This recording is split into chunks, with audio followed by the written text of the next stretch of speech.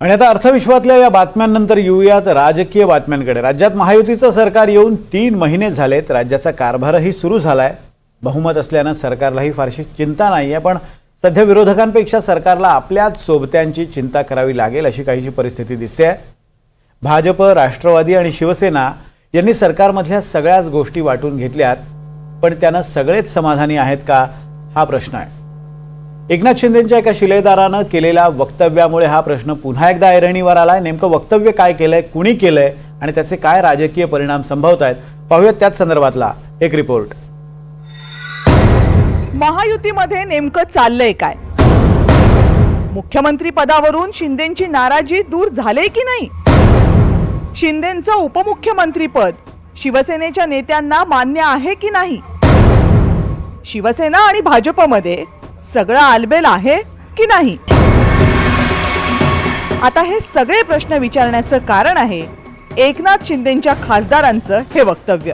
साहेब, रेकॉर्डवर आज तुम्ही उपमुख्यमंत्री शासन म्हणत असेल, पण जनतेच्या मनातला मुख्यमंत्री कोण असेल तर तो एकनाथ संभाजी शिंदे हा जनतेच्या मनातला मुख्यमंत्री आहे।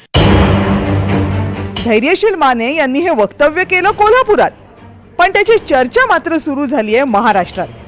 आणि चर्चा का होणार नाही? कारण शिंदेंच्या नाराजीची धग आत्ता कुठे शमते असं वाटत होतं। तोच पुन्हा हा धूर निघाल्यावर भुवया उंचावल्या जाणारच ना।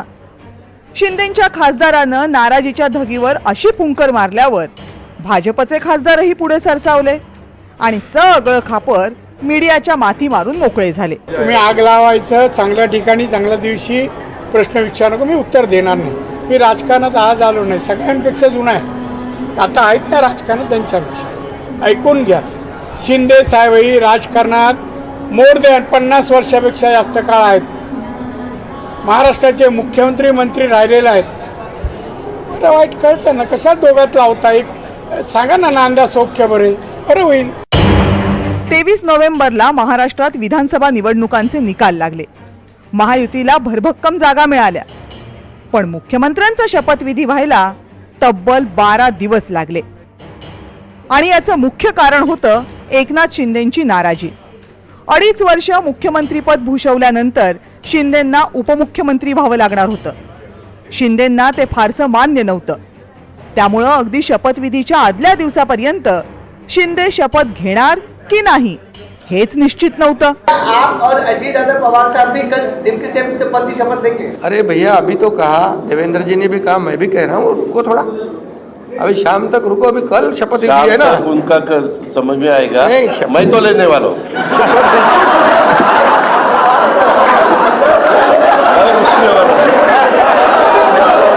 दादा को ले ले। अरे भाई, दादा को अनुभव है, दोपहर शाम को भी लेने का और सुबह भी लेने का। एकनाथ शिंदे अखेर शपथविधीला हजर राहिले आणि त्यांनी उपमुख्यमंत्री पदाची शपथही घेतली। मी एकनाथ गंगूबाई संभाजी शिंदे ईश्वर साक्ष शपथ घेतो की मी महाराष्ट्र राज्याचा उपमुख्यमंत्री म्हणून माझी कामे निष्ठापूर्वक व सत्सद विवेक बुद्धीने पार पाडीन।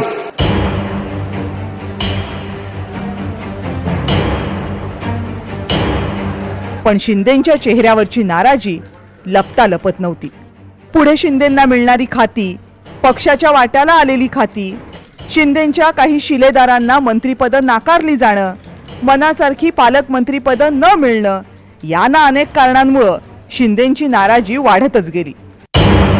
मंत्रिमंडळाच्या पहिल्या 1-2 बैठकांना तर शिंदे फिरकलेही नाहीत। नाराज होऊन ते साताऱ्यातल्या दरे गावात गेल्याच्या चर्चाही रंगल्या। पण नंतर शिंदे उपमुख्यमंत्री म्हणून मैदानात परत आले आणि आपली इनिंग सुरू केली। आता सगळं बरं चाललंय असं वाटत असतानाच धैर्यशील मानेंचं हे वक्तव्य आलं। त्यांच्या ह्या आभार कार्यक्रमाच्या निमित्तानं स्वतः राज्याचे तत्कालीन मुख्यमंत्री आणि आत्ताचे उपमुख्यमंत्री आम्हा सर्वांचे नेते आदरणीय एकनाथजी शिंदे साहेब आज आपल्या भेटीसाठी आलेत। साहेब, रेकॉर्डवर आज तुम्ही उपमुख्यमंत्री शासन म्हणत असेल, पण जनतेच्या मनातला मुख्यमंत्री कोण असेल तर तो एकनाथ संभाजी शिंदे हा जनतेच्या मनातला मुख्यमंत्री आहे। आणि मला मुद्दामून सांगितलं पाहिजे, हु इज एकनाथ शिंदे पासून सुरू झालेला प्रवास जगाच्या गुगलनं रेकॉर्ड मोडलं होतं. एकनाथ शिंदे साहेब कोण आहेत हुडकत होते. आज तळागाळातल्या शेवटच्या माणसाला जरी कुठं जाऊन विचारलं आणि साहेबांची गाडी थांबली तर बारकं शेंबडं पोरगं सुद्धा येत आहे आणि शिंदे साहेब आले म्हणत आहे. ही ओळख 2-2.5 वर्षामध्ये खऱ्या अर्थानं एकनाथ शिंदे साहेबांनी तमाम महाराष्ट्राच्या नवतरुणांच्या हृदयावर कोरून ठेवली. पुन्हा एकदा महाराष्ट्राचा मुख्यमंत्री बनण्याची एकनाथ शिंदेंची इच्छा काही लपून राहिलेली नाही.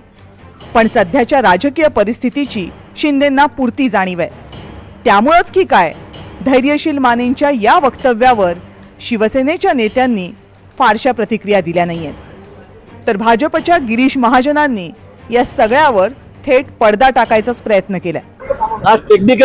आज टेक्निकली मुख्यमंत्री देवेंद्रजी आहेत, असू शकतात ना, त्यांचे नेते आहेत, त्यांच्या मनामध्ये ते मुख्यमंत्री असतील तर असू शकतात. त्यात वाईट काय आहे असू शकतात, म्हणू शकतात त्याच्या बाबतीमध्ये. अजित पवारांपासून ते पंकजा मुंडेंपर्यंत अनेक नेत्यांच्या कार्यकर्त्यांना आपलाच नेता जनतेच्या मनातला मुख्यमंत्री आहे असं वाटत असतं. त्यामुळे जनतेच्या मनात खरंच काय चाललंय याचा काही अंदाज लागत नाहीये. पण धैर्यशील मानेंच्या या वक्तव्यानंतर एकनाथ शिंदेंच्या मनात नेमकं काय चाललंय याचा अंदाज लावण्याचा प्रयत्न भाजपचे नेते मात्र नक्की करत असणार. Bureau report, NDTV Marathi.